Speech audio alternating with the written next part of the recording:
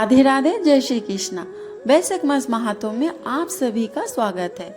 आज आरंभ करने वाली हूँ वैशाख मास महात्म्य अध्याय 8। स्कंद पुराण के अनुसार मुख्य रूप से माता पिता की सेवा, पितृभक्ति और वैशाख मास में दान, विशेषकर अन्नदान के महत्व को बताया गया है।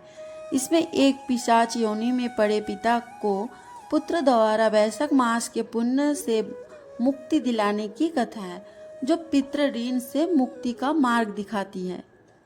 ऋषि कहते हैं कि देवताओं में माता पिता से बढ़कर कोई तीर्थ नहीं है।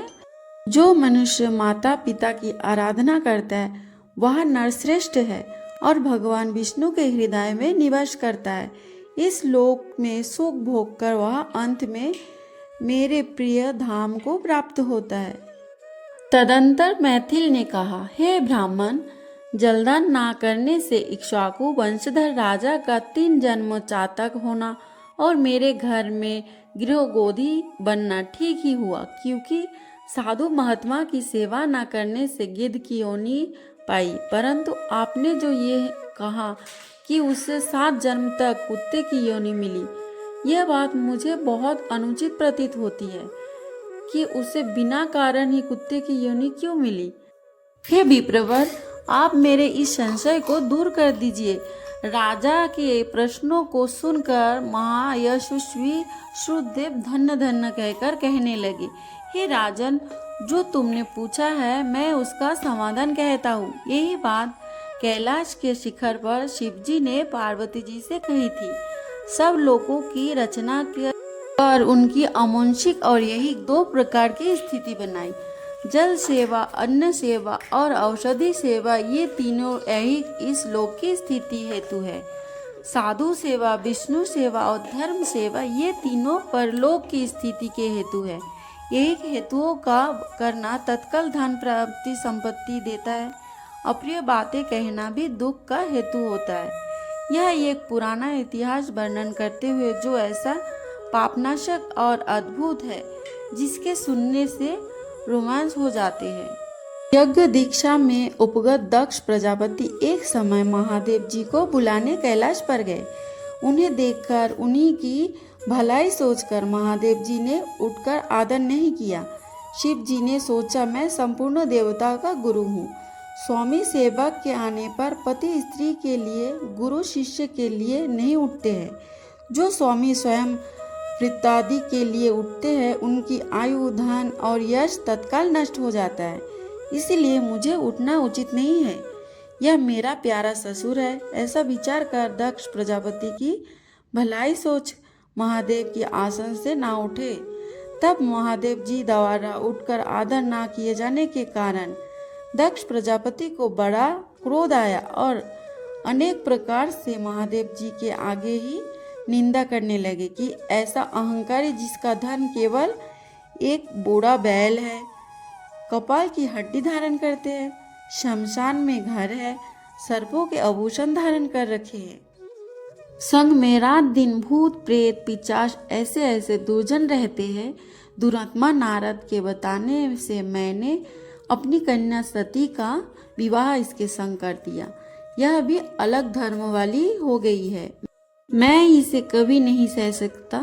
मेरी पुत्री से भी मुझे कुछ प्रयोजन नहीं। ऐसे विरोधमा दक्ष ने सती और शंकर को निमंत्रण नहीं दिया और अनेकों प्रकार के कुवक कहकर चला गया।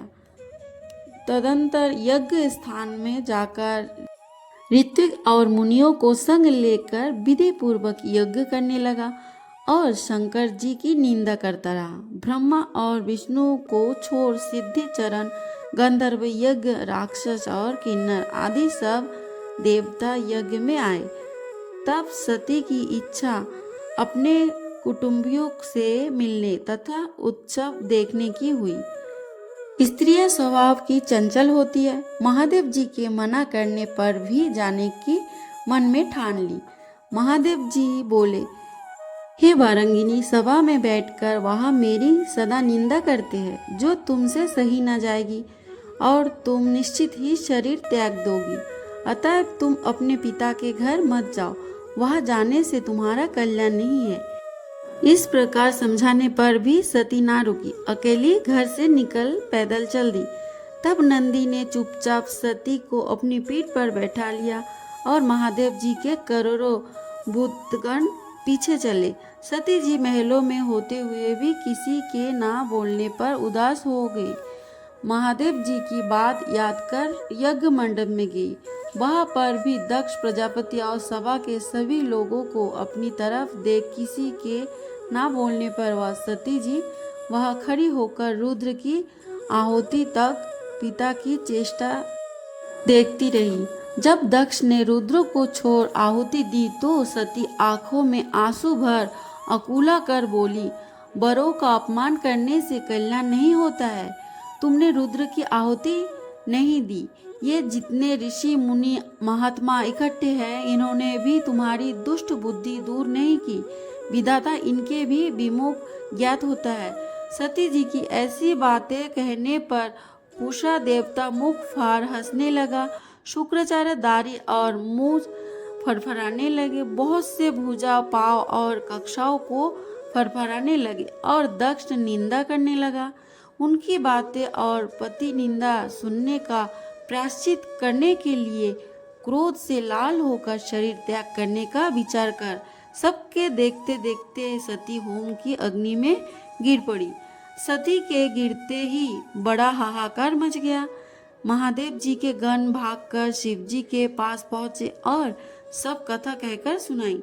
शिव जी ने यह सुनते ही उठकर क्रोध से एक जटा उखाड़ पृथ्वी पर दे मारी, जिससे बड़ा बलवान महाकाय वीरभद्र उत्पन्न हुआ, जिसके शस्त्र भुजाएं थी और रूप यमराज के समान था। वह महादेव जी के सम्मुख हाथ जोड़कर कहने लगा, क्या आज्ञा है। यह सुनकर रुद्र भगवान क्रोध करके अपने सम्मुख खड़े हुए वीरभद्र से बोले, तुम बड़े बड़े बलवान भूतगणों को अपने साथ ले जाकर मेरे निंदक दक्ष का नाश कर दो, जिसके कारण मेरी प्रिय सती को शरीर त्यागना पड़ा।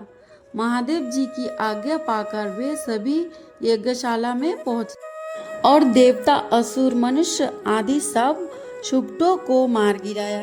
पूषा के दांत उखाड़ डाले तथा दुरात्मा भृगु की दाढ़ी मूछ उखाड़ डाली।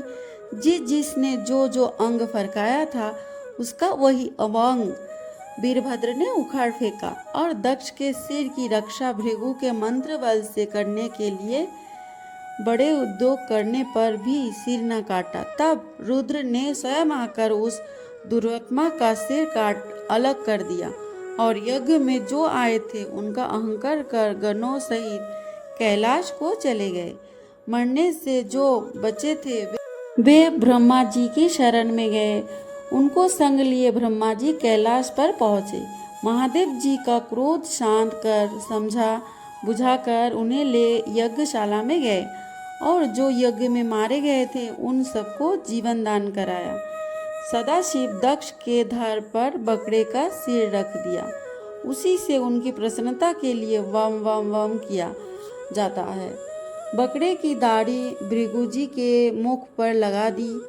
पूषा के जहाँ जहाँ अंग लगाकर सबके सिर पर जोर और सबका कल्याण कर दिया। दक्ष का यज्ञ पूरा कराकर देवता अपने अपने स्थानों को गए और शिव जी नैष्ठिक ब्रह्मचर्य व्रत धारण कर गंगा तटा पर पुनांग वृक्ष के नीचे तप करने लगे। दक्ष पुत्री सती ने हिमाचल के घर उसकी स्त्री मेनका के गर्भ से जन्म लिया और वहीं पर उनका पालन पोषण होने लगा। इतने में ही तारकासुर नामक एक राक्षस उत्पन्न हुआ और वो परमेष्टि ब्रह्मा से वर पाया कि शिवाय रुद्र के महाबली पुत्र के हाथों के सिवाय किसी से भी नहीं मरेगा। यह बात सुन उसने सोचा कि शिव जी कोई स्त्री तो है नहीं, पुत्र कहाँ से होगा। वह सब लोगों और देवताओं को सताने लगा।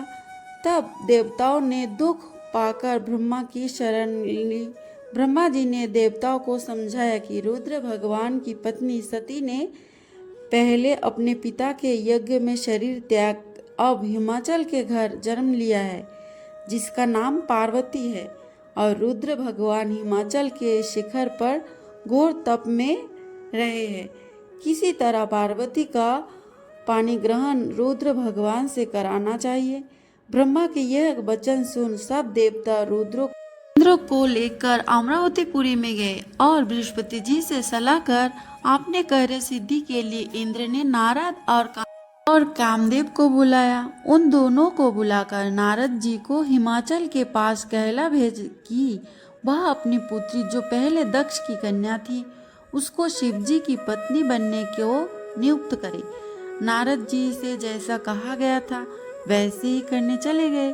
फिर कामदेव से कहा कि सब देवताओं और महादेव जी के हित के लिए बसंत ऋतु को संग लेकर रुद्र भगवान के तपोवन में चारों ओर मनोहर बसंत ऋतु का विस्तार करो। वह पार्वती जी महादेव जी के पास पहुंच जाए तब धनुष पर बाण चढ़ाकर ऐसा मारो कि महादेव जी के मोहित होने पर, उनका संगम होने पर सब कार्य पूरे हो जाए।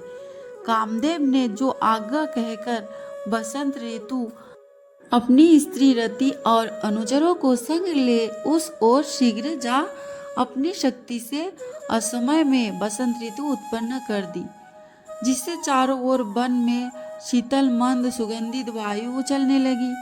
देवत्व उसी समय महादेव भी पार्वती की सेवा से प्रसन्न हो उन्हें गोदी में बैठाकर कुछ कहने लगे। तब कामदेव ने प्राण प्रिय के संगम का उचित समय जानकर महादेव जी के पीछे वृक्ष के ओट से एक बाण छोड़ दिया, जिससे महादेव जी ने मन चंचल होने से चित्त में व्याकुल हो इधर उधर देखा तो कामदेव दिखाई पड़ा। क्रोध से अपने मस्तक के तीक्ष्ण नेत्रों को खोलकर पार्वती को दूर करके ऐसे तीक्ष्ण अग्नि प्रकट की कि सब संसार भयभीत हो गया और उस अग्नि से धनुष्वान सहित कामदेव भस्म हो गया। देवता अपने कार्य की सिद्धि समझकर तथा बसंत और रति भयभीत हो गए। पार्वती डर के मारे आंख बंद कर दूर हट गई और महादेव जी भी अंतर्ध्यान हो गए। हित की इच्छा करने वाले देवताओं को कुछ भी फल की सिद्धि नहीं हुई, उल्टा अनर्थ हो गया। जो कोई साधुओं के संग दुष्टता करते हैं उनका कहना ही क्या है। इसी प्रकार साधुओं की सेवा न करने से इक्ष्वाकु के पुत्र ने दुख भोगा और अनेक बुरी योनियों में जन्म लिया। जो रात दिन इस पुण्य चरित्र रूपी पुराणों इतिहास को सुनते हैं वे जन्म मृत्यु बुढ़ापा आदि से निसंदेह छूट जाते हैं।